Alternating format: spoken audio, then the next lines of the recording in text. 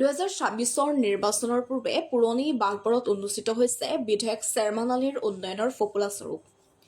জলজলি নদীৰ ওপৰত আজিও নিৰ্মাণ নহল এখন পকী দলং। বিধায়কৰ কেৱল ভাষণ নে কামত উন্নয়ন? জলজলি নদীৰ পকী দলঙৰ বাবে হাহাকাৰ লক্ষাধিক লোকৰ। সমাগত 2024 বিধানসভা নিৰ্বাচন বিগত 15 বছৰে বিধায়ক হিচাপে দায়িত্বত থকা শ্বেৰমান আলী আহমেদৰ উন্নয়নৰ প্ৰতিশ্ৰুতিৰ মাজতেই এতিয়া পোহৰলৈ আহিছে উন্নয়নৰ ফপোলা স্বৰূপ। বৰপেটা আৰু গোৱালপাৰা জিলাক সংযোগ কৰা জলজলি নদীৰ ওপৰত এখন পকী দলং নিৰ্মাণৰ বাবে ৰাইজে বছৰ বছৰ ধৰি দাবী জনাই আহিছে যদিও বিষয়টোক লৈ কেৱল ৰাজনীতিহে চলিছে। বৰ্তমান লেচিৰ সহযোগত নিৰ্মিত এখন বাঁহৰ অস্থায়ী দলঙেৰে বছৰটোৰ 6 মাহ দৈনিক ঘোঁৰা গাড়ীৰ পৰা আৰম্ভ কৰি চাৰিচকীয়া বাহনলৈকে লক্ষাধিক লোকে বিপদসংকুল যাত্ৰা কৰিবলগীয়া হয়। বাকী 6 মাহ নাৱেৰে নদীৰ পাৰতে ছাত্ৰ-ছাত্ৰী, চৰকাৰী কৰ্মচাৰী আৰু বিশেষকৈ জৰুৰীকালীন ৰোগীৰ বাবে যাতায়াতৰ এক ডাঙৰ প্ৰত্যাহ্বান হৈ পৰে। স্থানীয় ৰাইজৰ মতে এই দলংখন নিৰ্মাণ হ'লে দুয়োখন জিলাৰ অৰ্থনৈতিক আৰু কৃষি খণ্ডত এক নতুন দিগন্তৰ সূচনা হ'ব। বিভাগীয় কৰ্তৃপক্ষ আৰু স্থানীয় বিধায়কৰ উদাসীতাত ক্ষোভিত হৈ এতিয়া ভুক্তভোগী ৰাইজে প্ৰকৃত দলং নিৰ্মাণৰ বাবে মুখ্যমন্ত্ৰী ডক্টৰ হিমন্ত বিশ্ব শৰ্মাৰ জৰুৰী হস্তক্ষেপ বিচাৰিছে। News desk report any time. আমাৰ অঞ্চলত এই নদীত দলং লাগে। আপোনালোকে নিশ্চয় প্ৰত্যক্ষ কৰিছে। মই ইয়াত প্ৰায় 20 মিনিট সময় অপেক্ষা কৰি আছোঁ, কিন্তু এতিয়ালৈকে পাৰাপাৰ হ'ব পৰা নাই আৰু কিমান সময় লাগিব সেইটো ক'ব নোৱাৰিম। গতিকে আমাৰ বাগবৰ সমষ্টি, বৰ্তমান চেঙা সমষ্টিৰ চৰাঞ্চলৰ মানুহ সাধাৰণতে কৃষিজীৱী মানুহ। আমি কৃষিৰ ওপৰত নিৰ্ভৰ কৰি আমি চলিব লগা হয়। গতিকে আমাৰ এই চৰাঞ্চলৰ মানুহখিনিয়ে আমাৰ নৱগত হিন্দীতলা বজাৰত আমি বিভিন্ন ধৰণৰ শস্য আমি বিক্ৰী কৰিবলৈ যাওঁ, কিন্তু আমাৰ এই দলংখন নোহোৱাত আমাৰ পাৰাপাৰৰ ক্ষেত্ৰত যথেষ্ট আমি অসুবিধাৰ সন্মুখীন হওঁ। গতিকে আমি অসম চৰকাৰক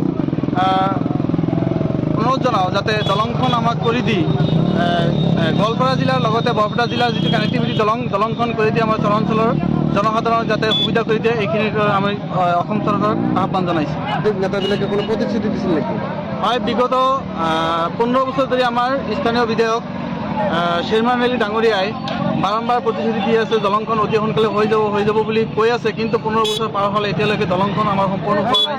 ইফালে আমাৰ ধুবুৰী লোকসভাৰ সাংসদ তেখেতেও আমাৰ মাজত দলংখনলৈ বাৰে বাৰে প্ৰতিশ্ৰুতি দি আছে, কিন্তু দলংখন হোৱা নাই। অৰ্থাৎ আমাৰ চৰাঞ্চললৈ চেঙা সমষ্টিলৈ যিমানখিনি প্ৰতিনিধি ভোট বিচাৰি আহি আছে, গোটেইখিনি প্ৰতিশ্ৰুতি এটাই প্ৰতিশ্ৰুতি, দলংখন আমি সোনকালে কৰি দিম, কিন্তু আজিলৈকে আমাৰ দলংখন হৈ উঠা নাই। এইবাৰ যদি ৰাইজৰ মাজত প্ৰতিশ্ৰুতি দিয়ে, যিহেতু 26 বিধানসভা নিৰ্বাচন, কি কৰিব ৰাইজে? এইবাৰ আমি ভাবিছোঁ দলং লৈ যাতে কোনো এজন প্ৰতিনিধি আমাৰ মাজত ৰাজনীতি কৰিব নোৱাৰে, কাৰণ আমি ভাবিছোঁ তেখেতে 15 বছৰত কৰিব নোৱাৰিলে, গতিকে আৰু যে কিমানবাৰ আমাৰ লগত প্ৰতিশ্ৰুতি দি আমাৰ পৰা জনসাধাৰণৰ পৰা ভোটখিনি লৈ তেওঁলোকে প্ৰতিনিধি হিচাপে নিৰ্বাচিত হ'ব, তেওঁলোকৰ এইটোৱেই লক্ষ্য। গতিকে তেওঁলোকে দলং কৰিব নোৱাৰে, গতিকে এইটো আমাৰ খাটাং। গতিকে আমি অসম চৰকাৰক দাবী জনাইছোঁ যাতে আমাৰ দলংখন অতি সোনকালে কৰি দি যাতে আমাৰ এই সমস্যাটো সমাধান কৰি দিয়ে।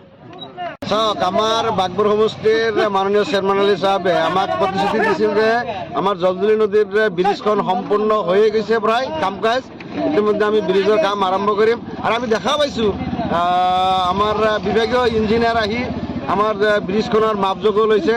আজিলৈকে আমাৰ ব্ৰিজৰ খুঁটা আজিলৈকে পোতা হোৱা নাই। আমাৰ শ্বেৰমান আলী ডাঙৰীয়া মাথন আমাক খালি এনেই মিছা এটা প্ৰতিশ্ৰুতি দিছে।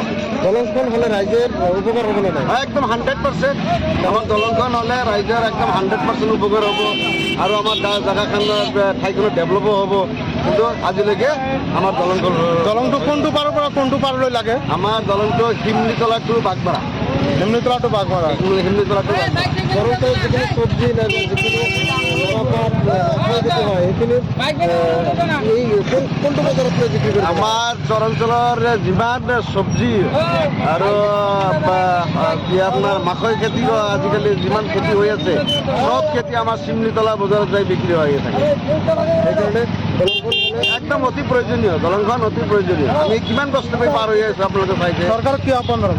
চৰকাৰক আমি এনেকৈ আহ্বান জনাম যে আমাৰ দলংখন অতি সোনকালে যাতে দলংখন আমাৰ মঞ্জুৰি কৰি দিয়ে, এইখিনি আমি চৰকাৰলৈ আহ্বান জনাম।